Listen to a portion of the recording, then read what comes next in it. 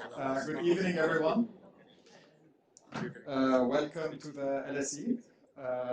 My name is Mohamed Saleh. I'm a professor of economic history at LSE. This public lecture is generously supported by the LSE Middle East Center. It's also co-hosted by the Department of Economic History and by the Cohesive Capitalism program. First, I would like to thank all these centers for supporting this event. I'm delighted to welcome Professor Malika Zeghal, who is Prince Al-Walid bin Talal Professor in Contemporary Islamic Thought and Life in the Department of Near Eastern Languages and Civilizations, and in the Committee on the Study of Religion at Harvard University. Professor Zeghal is the author of Gardien de l'Islam, Les Olamas de l'Azhar dans l'Égypte contemporaine, and Islamism in Morocco, Religion, Authoritarianism, and Electoral Politics. Her latest book, which we are very happy to listen to Professor Zeghal presenting tonight, is titled The Making of the Modern Muslim State, Islam and Governance in the Middle East and North Africa, published at the Princeton University Press in 2024. We will proceed as follows. First, we will have 45 minutes presentation by Professor Zeghal, followed by 20 minutes or 15 to 20 minutes discussion by Professor Stefan Hertog. Let me also introduce, very happy and delighted to have Professor Stefan Hertog, who is our discussant tonight.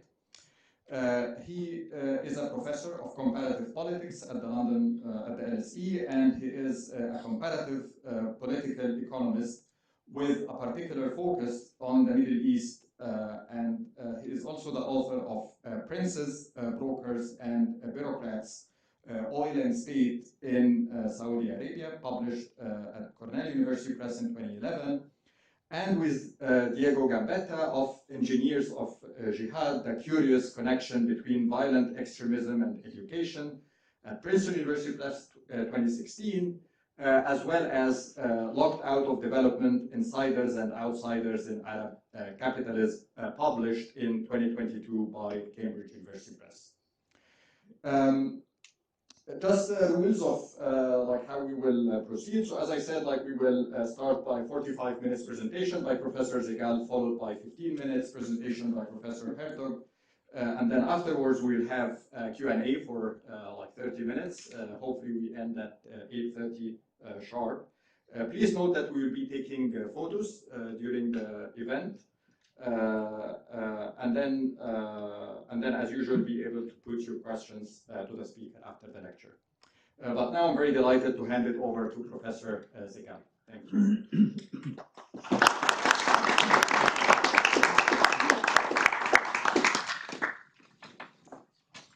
Well, good evening. I want to thank Professor Mohamed Saleh for inviting me at the London School of Economics to present my new book, The Making of a Modern Muslim State, Islam and Governance in the Middle East and North Africa, which came out at Princeton University Press in 2024, and for chairing the discussion. I also would like to thank Professor Stefan Hertog for being the discussant, and Mrs. Yasmin Abdeljaber for organizing my visit.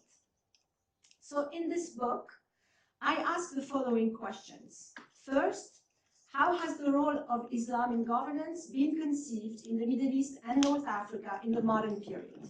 By modern period, I mean a strictly chronological period that is the 19th to the 21st centuries.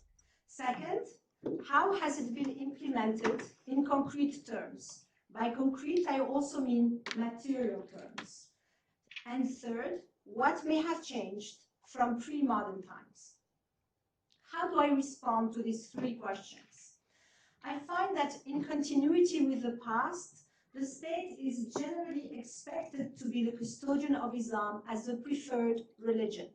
This means that one of its duties is to preserve the religion, that is Islam, the Muslim community, and Islamic institutions. The first principle is the preservation of the religion. For example, by guaranteeing worship, the celebration of Muslim holidays, or the organization of the pilgrimage, but also by disseminating and enforcing specific interpretations of Islam or limiting freedom of expression. The second principle is the preservation of the Muslim community. For example, by defending its borders or shoring it up against erosion through forbidding or preventing Muslims' conversions. Third is the preservation of Islamic institutions, for example, by upholding Islamic courts or funding Islamic education and places of worship. This duty, I show, is tied to sovereignty, even if exercised by a non-Muslim ruler, as I show, for example, in chapter 2 of my book, in the context of the French protectorate in Tunisia, when France was expected to be the custodian of Islam. Some Tunisians asked were they and French authorities called Islamic France to be the custodian of Islam, and there were three competing custodians of Islam at the time: Islamic France, the Tunisian monarch, and the sovereign independent Tunisia. The state that was exercising sovereignty or aspiring to exercise it was expected to be the custodian of Islam. Moreover, this duty is only one of the state's duties, and it is usually performed through a state partnership with ulama. This partnership has endured, notwithstanding fluctuations in the relative strength of any of the partners, in its institutional forms, and in the vocabulary used to designate it. This does not mean that the state does not protect other religions, only that Islam is protected more than the others. It also does not mean that there are no domains of equality between Muslims and non-Muslims. We do find such domains in modern and pre-modern times, and it does not mean that religious and political authorities are necessarily conflated. In fact, differentiation of religious and political authorities is much more prevalent. But it implies that we generally find no separation between Islam and the state, and no state neutrality towards religions as an aspiration or a concrete reality. But sometimes we find aspirations to separate Islam and politics. This has created some confusion in the literature, which sometimes argues on that basis that such states are secular. However, separating Islam and politics often serves to ensure a state monopoly on religious affairs, and sometimes keep at bay the political ambitions of the religious minorities as such, to ensure that the state remains Muslim.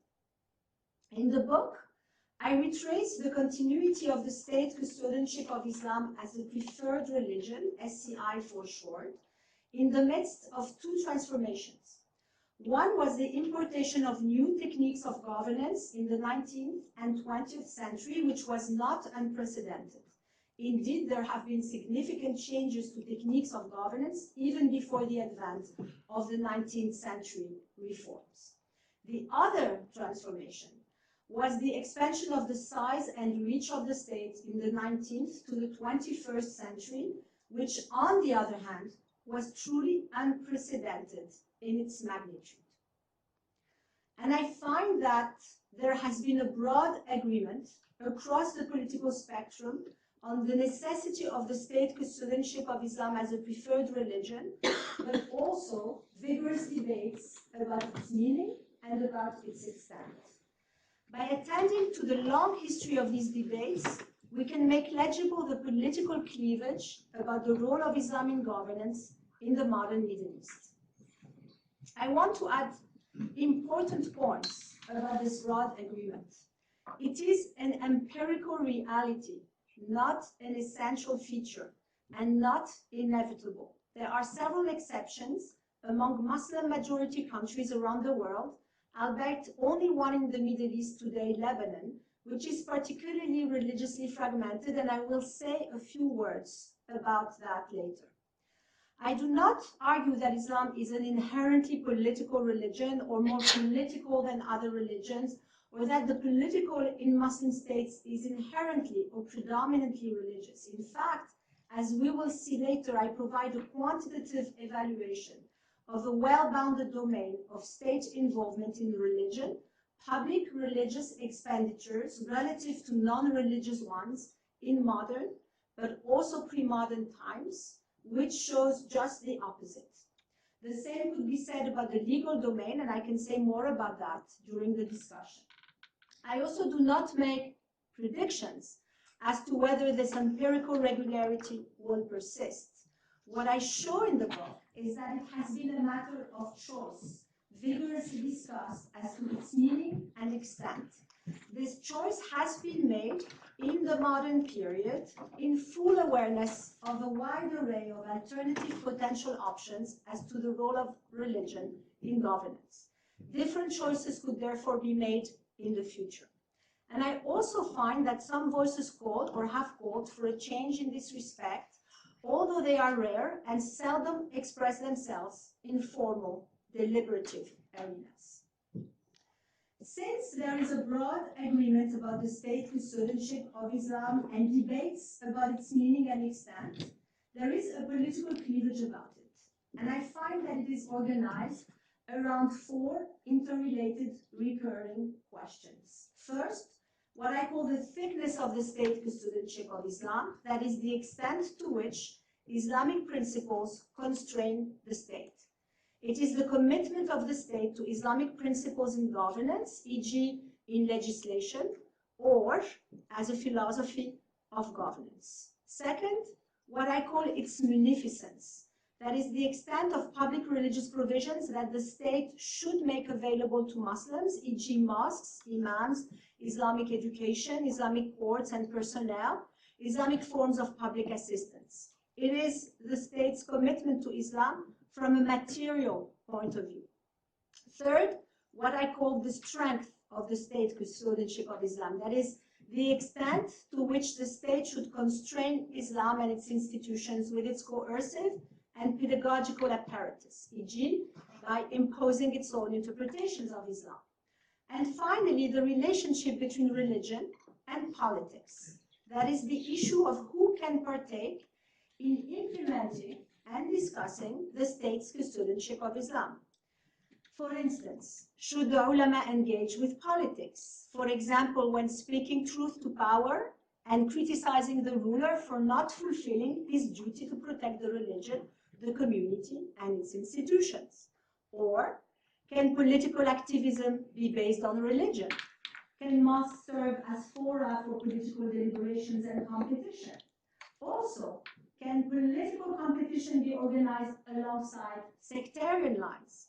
This categorization helps make the debates about the role of Islam in governance legible and follow them through time. In response to these questions, we can discern two camps in a political cleavage.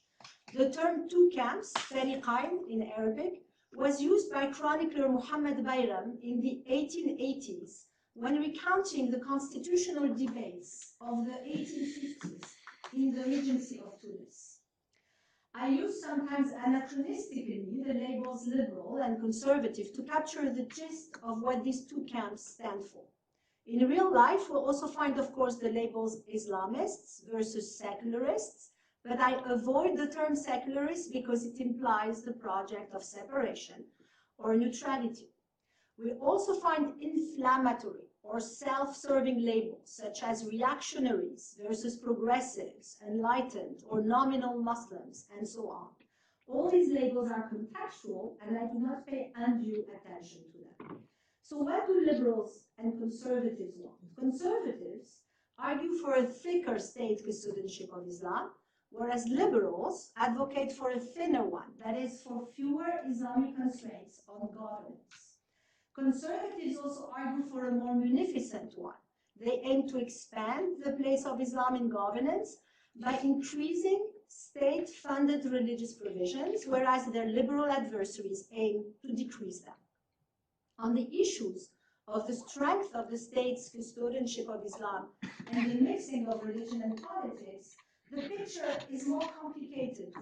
Liberals and conservatives could go either way depending on the context. For instance, liberals who argue for a thinner and less munificent state custodianship of Islam often also advocate for a stronger one, that is, for its coercive implementation, and would in that case be better described as illiberal progressives. For instance, they often advocate for specifying and enforcing a correct Islam. They also often, but not always, advocate for separating religion and politics. However, they seldom argue for separating Islam from the state or for state neutrality, converging in this regard with conservatives. And conservatives often, but not always, support mixing religion and politics, since they often argue that policies should be derived from religious doctrine. However, liberals and conservatives alike might argue against mixing religion and politics when advocating against the proportional representation of religious minorities in legislative assemblies, as I show in Chapter 4 for 1923 Egypt. The aim of both liberals and conservatives was to keep at bay the political ambitions of the religious minorities as such and ensure that the state would remain Muslim. The liberal and conservative stances in this cleavage are not fixed, but depend on the status quo, which evolves as a result of a tug of war between the two camps. Hence, these stances evolve through time and vary from place to place. We find this cleavage in authoritarian and democratic contexts, and most contemporary authoritarian governments have imposed what I call an authoritarian synthesis of liberal and conservative stances. In Chapter 2, for example, I show in detail Habib Bourguiba's construction of this synthesis around the time of independence in Tunisia. This framework allows me to show that organized Islamist movements, such as the Muslim Brothers, founded in 1928 Egypt, did not innovate from an ideological point of view at their inception. In fact, they embraced pre-existing core conservative tenets and reappropriated already present conservative tropes, such as Islam is religion and state, Islam din wa dunya, for instance, or the Quran is our constitution. They joined the pre-existing political battle about the role of Islam in governance in a context of mass politics. They did not create the political cleavage on Islam in governance, spoiling a so-called liberal age, as conventional wisdom has it. In fact, in Egypt in the 1920s, liberals and conservatives agreed on the existing principle of the state custodianship of Islam as a preferred religion and debated its meaning and extent vigorously well before the creation of the Muslim Brothers. More broadly, how do my findings contrast with received wisdom? First, the relationship between Islam and politics is typically reduced to the antagonism between organized Islamist movements and supposedly secular states that we are told annihilated religious institutions. However, in the book, I show that most Muslim majority polities in the Middle East have Muslim states, i.e. states that are expected to be the custodians of Islam as a preferred religion, an expectation that is shared by liberals and conservatives, and that far from having annihilated Islamic institutions, these states unwaveringly financially supported them or their mission. Second, the emergence of Islamist movements is typically explained by socio-economic or other dysfunctions of the modern period, or by a supposedly recent politicization of Islam that we are told is due to colonization, nationalism, and the nation-state, as if political contentions about the role of Islam in governance did not exist before these modern developments. I show instead that there is no such rupture. The Islamist project, the expansion of the role of Islam in governance, is in continuity with the conservative tradition of political thought that preceded them. Third, and typically, when the role of Islam in the state is acknowledged in the literature, it is assumed to be primarily for legitimacy, identity, or symbolic purposes. I show instead that the role of the state has been conceived in a much deeper and concrete way than that when it comes to Islam. It is to protect and support Islam, and this duty is inextricably tied to sovereignty, although of course it is also often instrumentalized for legitimacy and symbolic purposes. Let me now turn to the organization of the book. In chapters 1 to 3, I examine the long history of constitutional debates in Tunisia. Its constitutional history is one of the oldest and longest among Muslim-majority polities. It goes back to the 1850s. This allows for the study of the constitutional debates about Islam in governance in a particularly wide variety of contexts: pre-colonial, colonial, independent nation-state after a fight for independence, authoritarian governance, followed by a democratic transition and a return to authoritarianism. Since Tunisia is often deemed one of the most religiously neutral polities of the Middle East, it is a particularly illuminating case to sustain my argument. Still, it could be asked, how exceptional is Tunisia? To answer that, in chapter 4, I analyze constitutional debates about Islamic governance that took place in the 1920s in the Mashriq, when several Middle Eastern polities first drafted constitutions for their newly sovereign or quasi-sovereign states, a period typically contrasted with later periods of so-called revival or Islamization. I study 1920 Greater Syria, 1926 Lebanon, and 1923 Egypt, three polities that exhibited a wide range of fractions of non-Muslims, as you can see on the slide. This allows me to study the impact of the demographic weight of religious minorities on the role religion can play in governance and on the extent to which there can be a state-preferred religion. I will not have time to delve here into that part of the book. Let me just say that all Muslim-majority Middle Eastern polities, except for already mentioned Lebanon, and including Turkey, despite its constitutionalization of laïc secularism, have a state-preferred religion, Islam. Overall, 88% of the population of Muslim-majority polities around the world and 99% in the Middle East live under a state that favors Islam. The fact that there are exceptions to this empirical regularity shows that the state having a preferred religion is not an inevitable or essential feature of Muslim-majority polities.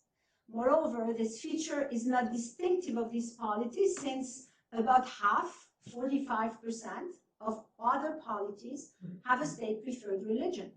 However, it is much more prevalent among Muslim-majority polities, and especially so in the Middle East. What my analysis of constitutional debates since the 19th century shows is that this situation is not the result of a recent revival, but a long-standing concrete reality and aspiration. And a worldwide cross-sectional statistical analysis of the factors that might influence the odds of a state having a preferred religion strongly suggests that it is a variable of choice, subject to certain constraints, notably the demographic weight of religious minorities. Neither GDP per capita, average years of schooling, nor an index of political rights significantly influences these odds, whereas the demographic weight of the religious majority does. It increases them in a substantial and statistically significant way. This is because, as I show in the book, the anxieties of the majority of being governed by the minority as such tend to trump those of the minorities of not having their rights protected. And I find that in modern times, as in pre-modern times, the issue of the organization and management of religious differences and hierarchies under a Muslim state have constituted a political and legal issue.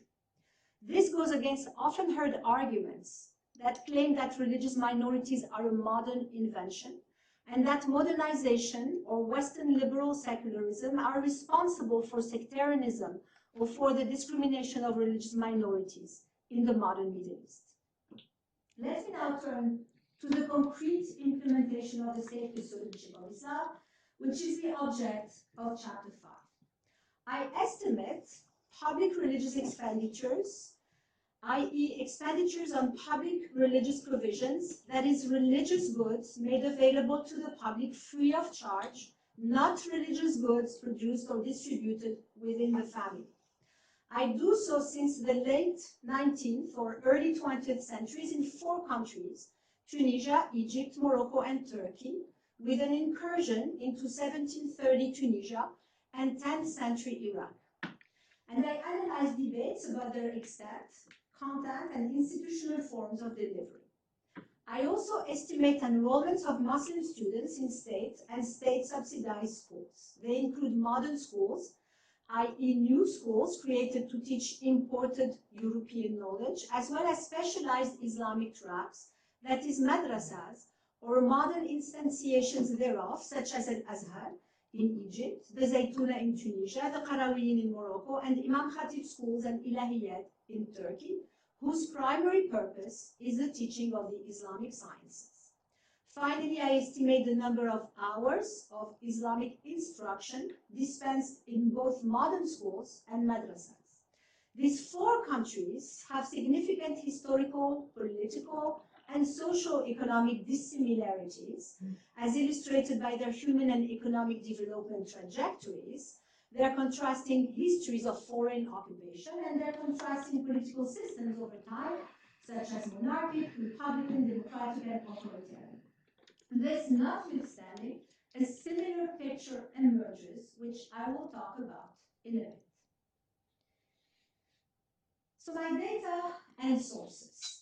I use printed and archival material, including yearly fine-grained state budgets, not restricting myself to ministries of religious affairs, as is commonly done, and including Islamic instruction in modern schools, which can represent the bulk of state religious expenditures today. I also use yearly madrasa and public Islamic endowments fine-grained budgets when they are kept separate from the central state budget. I estimate their expenditures on public religious provisions, excluding what they spent on operating, maintaining, and managing the revenue-generating apparatus. These costs are significant and at times represent the bulk of total WACF's expenditures. Finally, I use yearly statistics on school enrollments and curricula in both madrasas and modern schools. There is a summarized data appendix at the end of the book that provides more details about data sources and methodology if you are interested.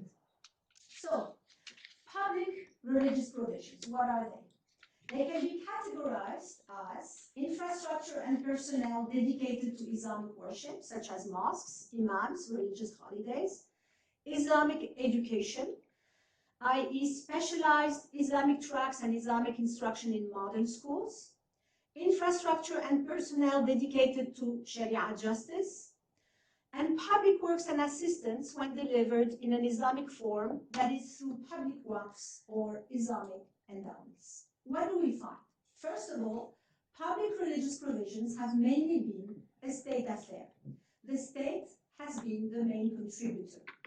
It would contribute in a decentralized way via public waqfs, which choose to dispense the lion's share of public religious provisions, were in their majority funded by rulers and state officials and managed under their purview. But the state could also contribute in a centralized way via direct payments from the state budget, which dispenses the lion's share of public religious provisions today.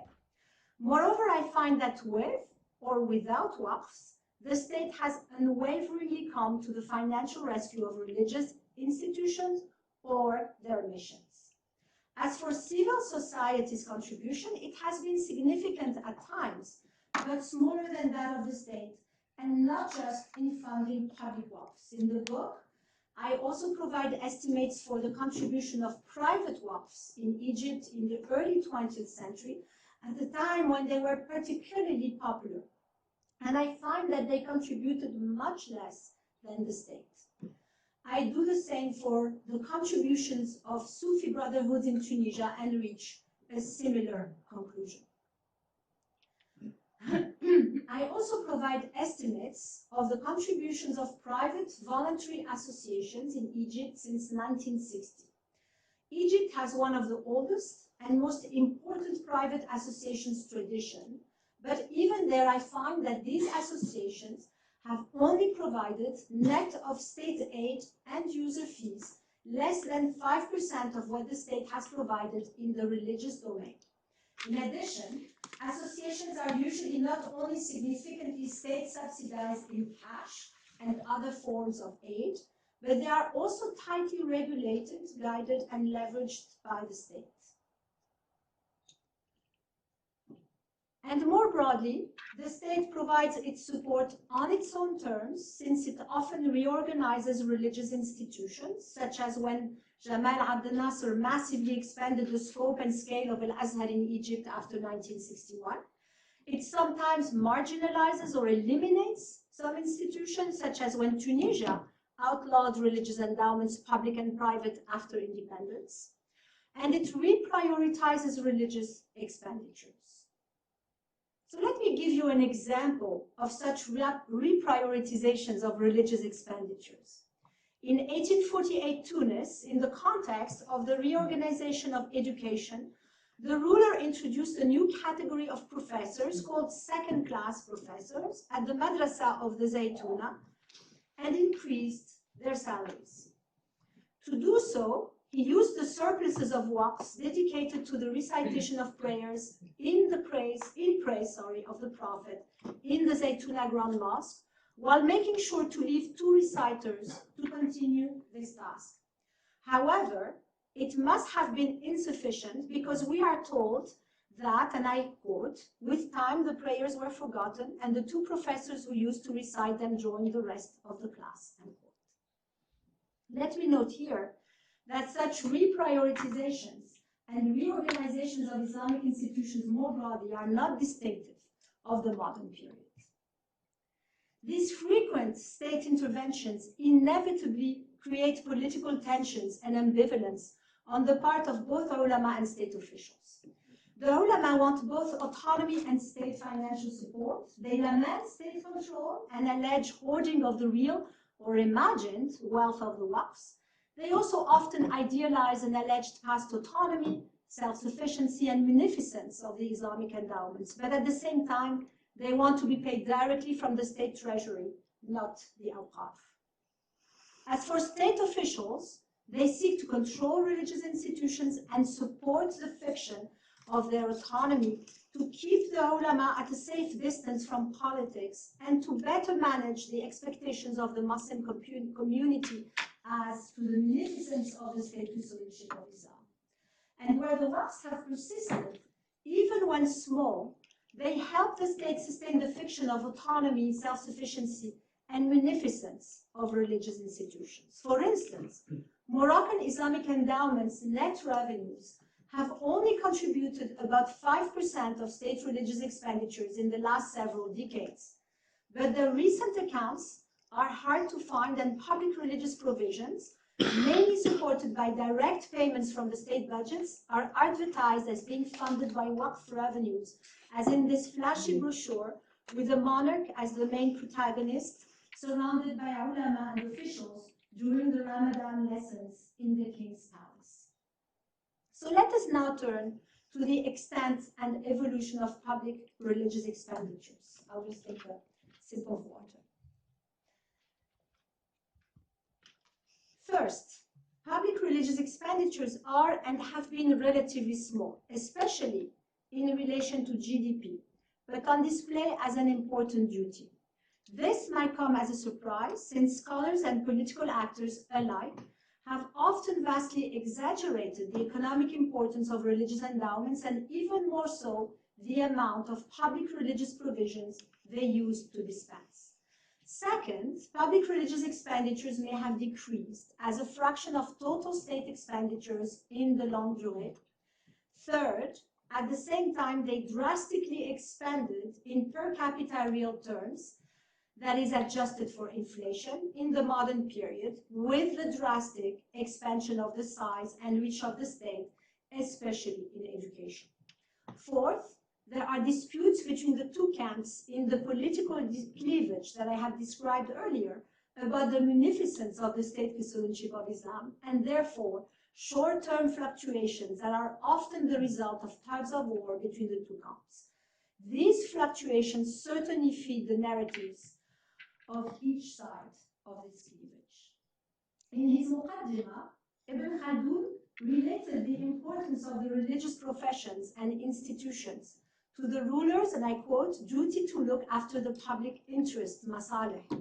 He also writes that the share of religious officials' pay in the ruler's budget is generally small. He uses the word qalil, since the ruler, and I quote again, gives them their share in accordance with the general need and the demand of the population for them.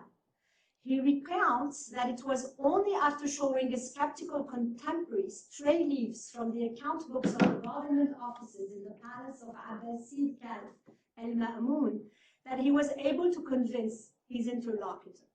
I must say that I encountered skeptical contemporaries of my own when sharing my findings. And indeed, looking at account books since the 18th century, I find, as you can see here, that as a percentage of GDP, state religious expenditures are and have been relatively small. My estimates for 18th and 19th century Tunisia are in the 0.3 to 0.4% range, close to where we are today. In the 20th century, they have fluctuated but range between a low of close to but not quite 0% in 1940s Turkey, the result of the Kemalist reforms, and a high of about 1% in 2015 Egypt, after which they decreased under President Sisi. That is also where they are in 2020 Morocco, the result of more attention to religious infrastructure by the Moroccan monarchy after the Casablanca terrorist attacks of 2003.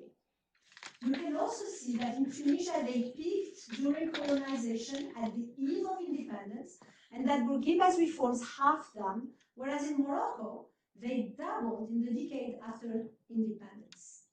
Also of note are the fluctuations in Egypt. We see a peak in the 1930s, a trough right before the officers' coup, followed by a pickup under Nasser, although he is conventionally thought of as a secularizer. To put these numbers in perspective, in the United States, expenditures on public religious provisions amount to about 2% of GDP today, but civil society is the main contributor. If we now examine state religious expenditures as a percentage of total state expenditures, we can see for Tunisia that since 1730, they declined more than fivefold to the low single digits, and that most of this decline occurred before 1880, that is before French occupation. On the other hand, in per capita real terms, that is adjusted for inflation, I display them here in purchasing power parity adjusted 1990 US dollars, they have increased more than tenfold, and the majority of this increase occurred in the 20th and 21st century, especially after 1950. We therefore see a double-pronged story, a story of relative secularization combined with a story of absolute expansion of religious provisions per capita. The fluctuations in state religious expenditures also show how fickle an Islamic ranking using this metric will be. In per capita real terms, in 1955, Turkey came last and Tunisia first. In 2020, this ranking was reversed. However, as remarkable as these fluctuations and reversals are, they are dwarfed by the increase of state religious expenditures in per capita real terms in the last century or so. Let us now try to understand why we may have this two-pronged long-term trend. This is impossible. To do this, let us turn to the evolution of the size of the economy, measured by GDP, and of the state, measured by its total expenditures in the long run. I have borrowed the expression uneven centuries from Şevket Pamuk's 2018 study of Turkey's economy since the 19th century. We see two periods. First, the 19th century, during which the size of the state as a percentage of GDP started to expand significantly. I show it here for Tunisia, where it increased more than fivefold from about 2% to 11% of GDP, but during which GDP per capita in real terms only increased slightly across the region. Second, the 20th century, when the size of the state as a percentage of GDP continued to increase significantly, and when GDP per capita in real terms also drastically increased across the region. Let us now see how our story of relative decrease and absolute expansion of state religious expenditures can be interpreted in relation to the uneven centuries. During the first period, the 19th century, only displayed here for the case of Tunisia, in per capita real terms, state religious expenditures essentially remain constant. But as a percentage of all state expenditures, they decrease more than fivefold due to the significant increase of the size of the state we have seen in the previous slide. As it increased its fiscal capacity, the state continued to provide the same amount of religious provisions per capita, some sort of minimal threshold, and only expanded its non-religious expenditures. It is as if hard choices had to be made in the face of new needs of a secular nature during the Tanzimat in a context of low economic growth. It could therefore be said that the 19th century was the real period of secularization. This is a hypothesis, of course, and it would require more archival work to fully understand what happened in Tunisia and to generalize the study to other countries, given that they experienced a similar trajectory of expansion of their state's fiscal capacity and GDP. However, the second period, the 20th century, is one in which, for the 4 countries I have studied, state religious expenditures fluctuated within a relatively small range in the low single digits as a percentage of total state expenditures, and state religious expenditures increased by more than an order of magnitude in per capita real terms, as if there was now enough economic growth and a double whammy of expansion of GDP per capita and expansion of state fiscal capacity to invest in religious provisions. As we will see, this massive expansion has been in great part related to the expansion of Islamic education, and it has often been seen by policymakers as contributing to human development.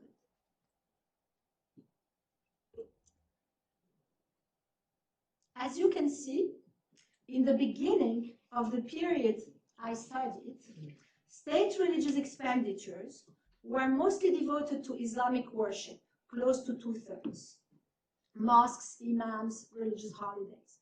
They are now mostly devoted to Islamic education, also close to 2/3. This is due to the massive increase in Muslim student enrollments per capita in state and state-subsidized schools in our 4 countries, which all follow the same trend, with some leading others.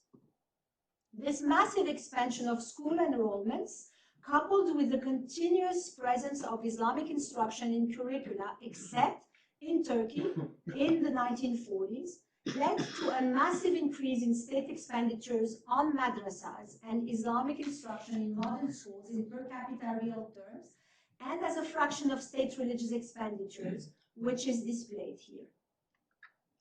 Now, if we look at the history of enrollments in specialized Islamic tracks as a percentage of all Muslim students' enrollments, we can see that until the end of the 19th century, madrasas provided the bulk of state and state-subsidized education, with Egypt being much more advanced in the mid-19th century in its development of modern schools than Tunisia, in part because it repurposed specialized Islamic tracks.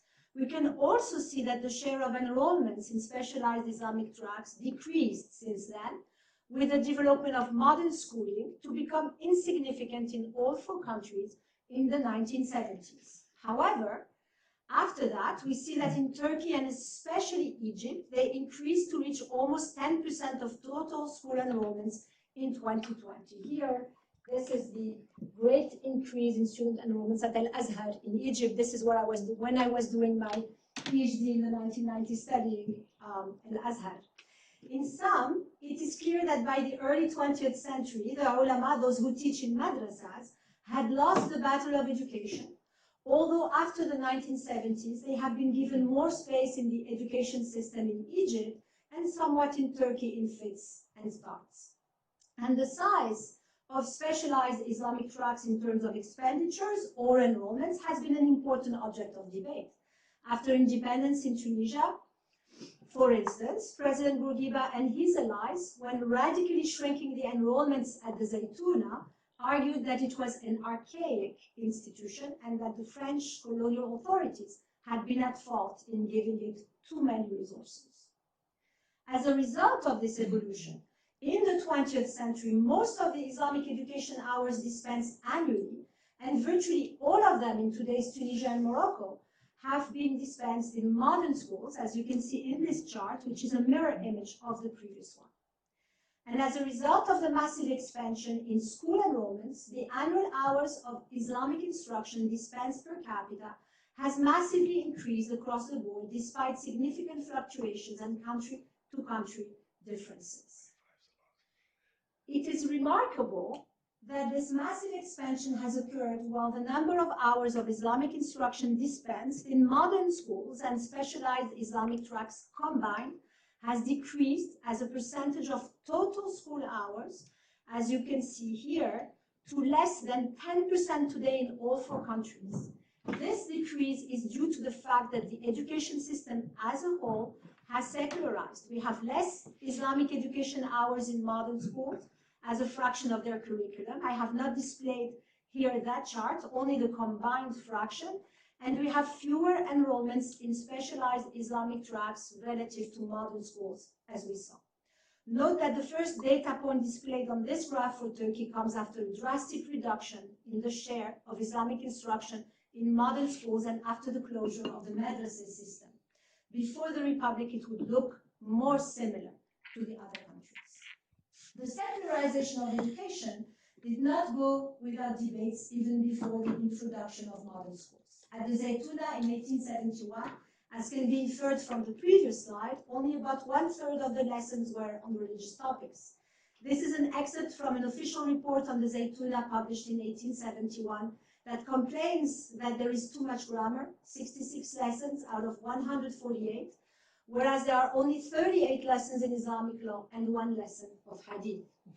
Similarly, debates about the fraction of the curriculum Islamic instruction should constitute in modern schools, and hence the extent of state expenditures it entails, have been the object of vigorous debates in all 4 countries before, during, and after foreign occupation where it occurred. So what can we conclude from all of this? First, the state custodianship of Islam as an ideal of governance remains well entrenched. Second, contrary to those who claim that Islamic institutions have been annihilated, the concrete implementation of the state custodianship of Islam has significantly expanded. For sure, the state has increased its secular endeavors even more than its religious ones, and has altered the form of delivery of public religious provisions, triggering nostalgia about these old forms. I want to add that, surprisingly, despite the political rupture engendered by colonial occupation, I find no clear pattern related to colonization and decolonization in the evolution of state Islamic expenditures. This is because colonial authorities in the countries I have studied have continued to financially support religious institutions, and because the story of the expansion of the size of the state is not related to colonization, but started earlier with the Tanzimat, and continued during and after occupation. As for the story of the increase in school enrollments of Muslim students, it also started before colonization and was slow in the first decades of occupation, accelerated in its last decades, and continued after independence. Instead, one important aspect of this story is that choices have been made. For instance, Islamic instruction must be preserved in the public school system, and worship infrastructure and personnel must be financially supported by the state. These choices have kept the state custodianship of Islam alive. And mechanistic effects, such as those resulting from the unprecedented expansion in its magnitude of the size of the state and from mass education, have in fact solidified it and have given it a new scale. And we continue to see rich and vigorous debates around the long-standing historical cleavage on the state custodianship of Islam's thickness, strength, and munificence, with mass politics giving to the debate a new scale starting in the 1920s and 1930s. We should, I think, study and historicize these debates and cleavages, if possible, by studying all sides in actual loci of deliberation. Thank you very much for your attention.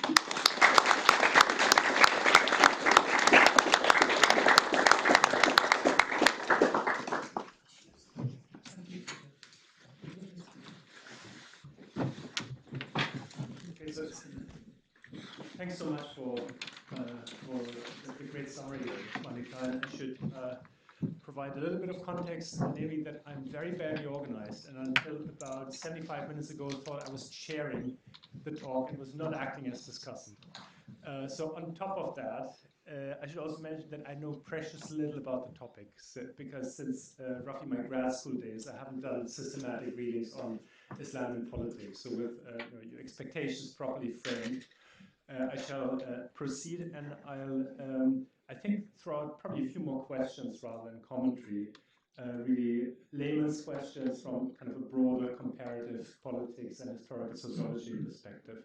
So I should first also say that I've learned a lot reading the book, and luckily I did read it. I was very impressed how diligent, how empirically grounded it is, and also how unideological and sort of bottom-up inductive it is, which is different from a lot of the literature that I know in that field, which tends to be more politicized, which tends to usually depart from great ideas that then are supported by empirical facts that are more or less shoehorned into whatever the ideological precepts of the authors are. So it was a very welcome break with that kind of tradition in that literature. And at the same time, it still is a book about very big questions, right? About Islam and politics, with a great historical sweep. I think the best tradition of, I guess, what I call historical sociology, which, very broadly speaking, I'm also working in just on very different themes and very different cases. So one thing that I thought I learned in grad school when doing those readings about Islam and politics was that modern Islamism, so modern Islamist movements, had changed the nature of Islam and politics fundamentally, that modern Islamism, like represented through the Muslim Brotherhood and cognate movements, was fundamentally different from traditional Islam, that it mixed politics and religions in a completely new way, that really modernity changed everything, modernity this, modernity that, and that was kind of the great takeaway that I had from reading those sort of classical statements about political Islam. And since finishing Malika's book, I know better. I know that I wasted a lot of time in grad school, that this was essentially wrong, and that there are much deeper continuities. That there were fundamental sociological changes through modernity, socioeconomic modernity, that the way politics is organized has fundamentally changed, and that the Muslim Brotherhood as a movement sociologically, organizationally, in terms of its social base, in terms of its political tactics, is very, very different from previous actors engaged in debates about the state and Islam, but in terms of their intellectual repertoire, that they actually very deeply draw on existing tropes that have been around for centuries. I came away from the book convinced of that, and that was really a fundamental insight that I think travels across the whole field of Islamic politics as an area of academic study. I think it's great to correct sort of fashionable social theory with very solid empirics.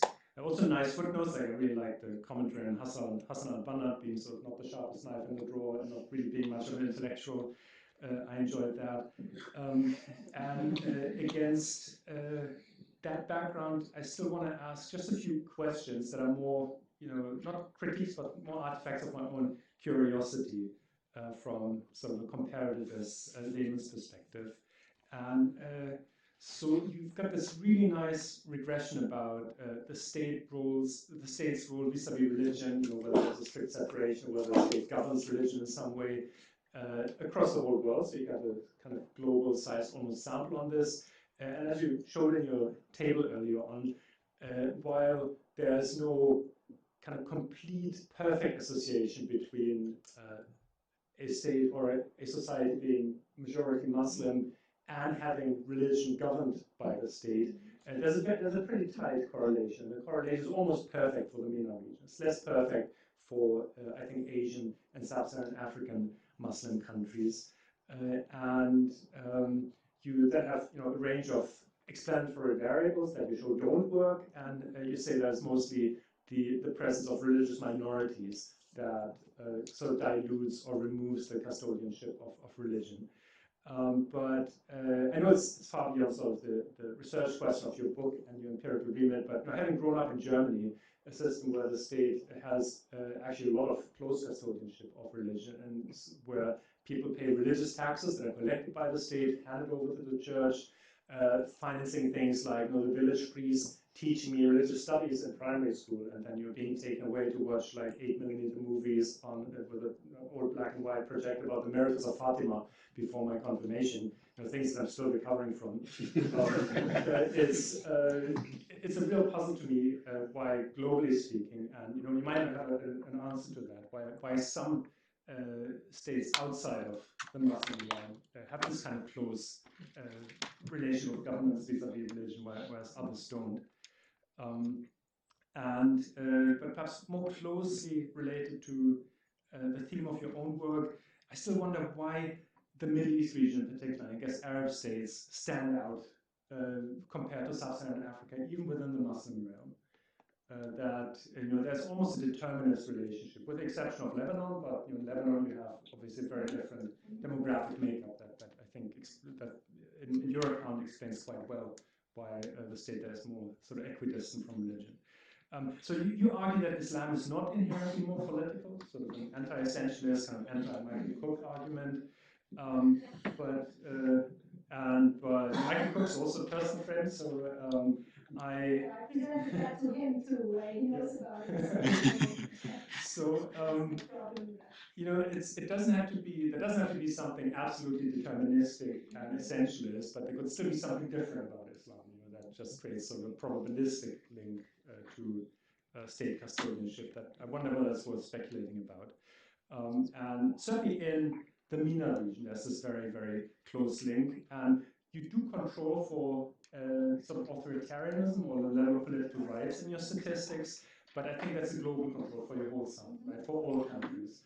And I wonder whether there might still be something different about Islam and politics, specifically in the Islamic world, that's related to authoritarianism. Because if you think of the history of sort of political Islam, it has been a tool for movements like the Muslim Brotherhood to politically challenge authoritarian regimes. And if you're an authoritarian regime that is challenged that way, then you just feel urged to control religion in the public space and to control religious institutions. So that would be sort of my hypothesis, that in an authoritarian country where religion to some extent has become, is sort of, or some of the idiom of politics is religious, as an authoritarian ruler, you have to control these spaces, right? You almost don't have a choice other than trying to regulate mosques.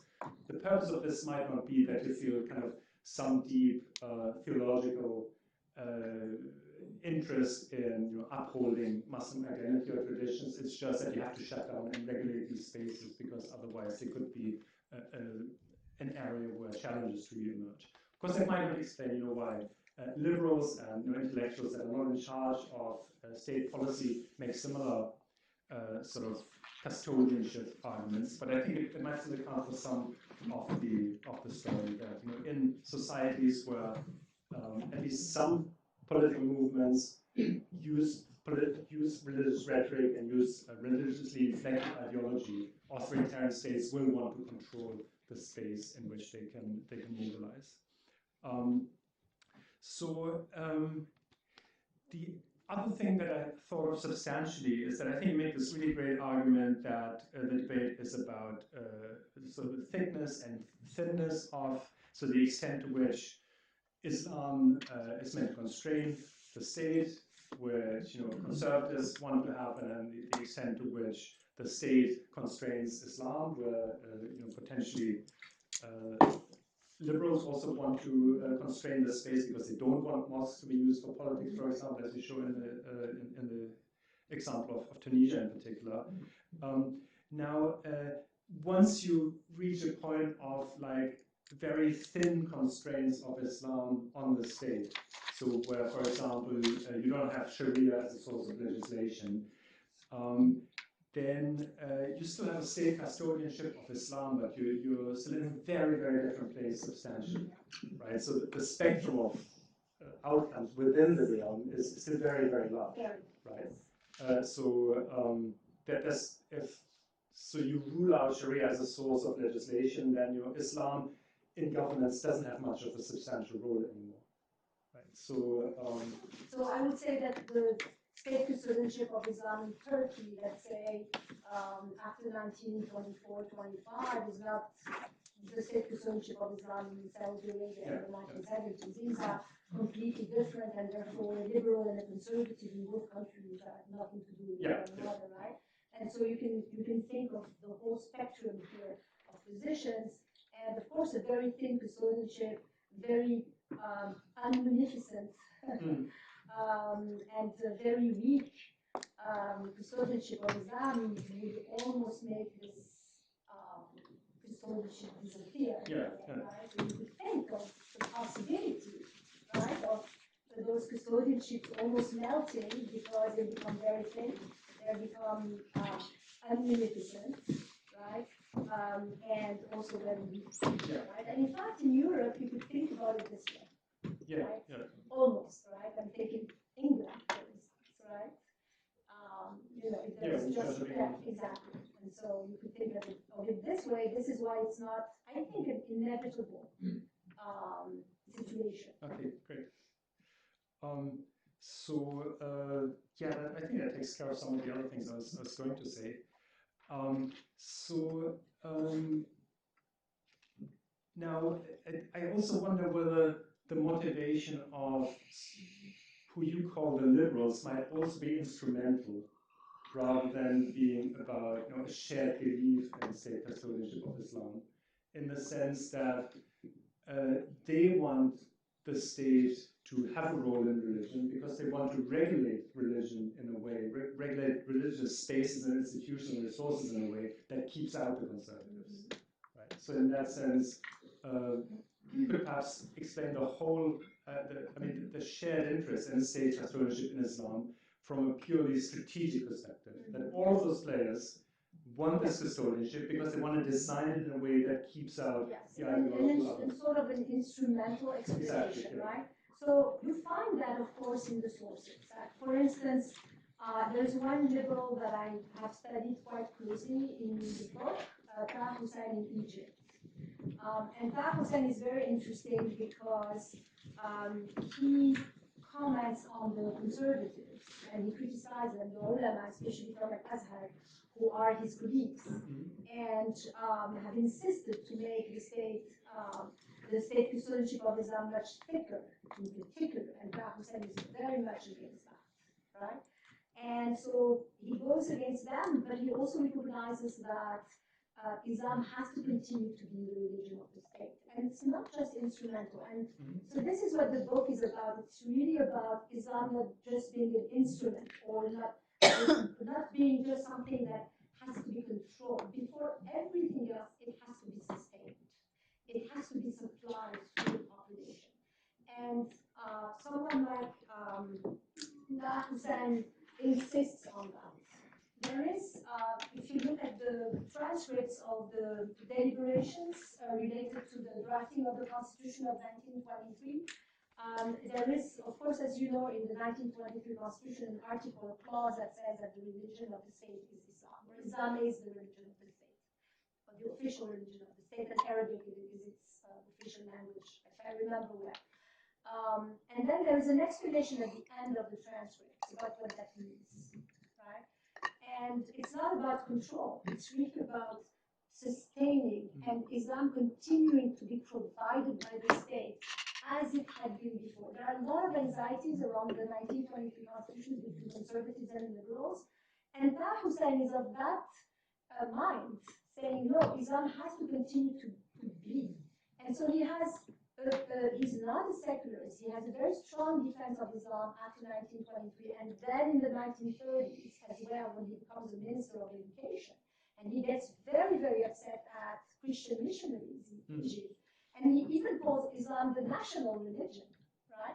So we think of these liberals as simply wanting to push Islam to, accepting to see Islam as the religion of the state just to be able to control it. But it's not just that. There is a recognition, I think, that Islam has to be supplied even in infinite amount, even at this little threshold that you see in the 1940s in Turkey.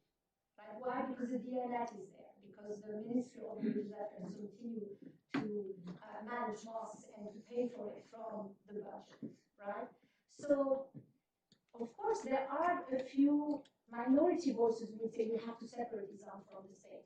But these, they don't even even during the democratic times after the Arab Spring, they're not expressing themselves very, very loudly, right? So very often we think of liberals as those who do not want to say that and who just want to control Islam. But I think they express themselves very clearly on the necessity to continue to have Islam as a preferred religion. And on religious minorities, in Tunisia, for instance, during the Arab Spring,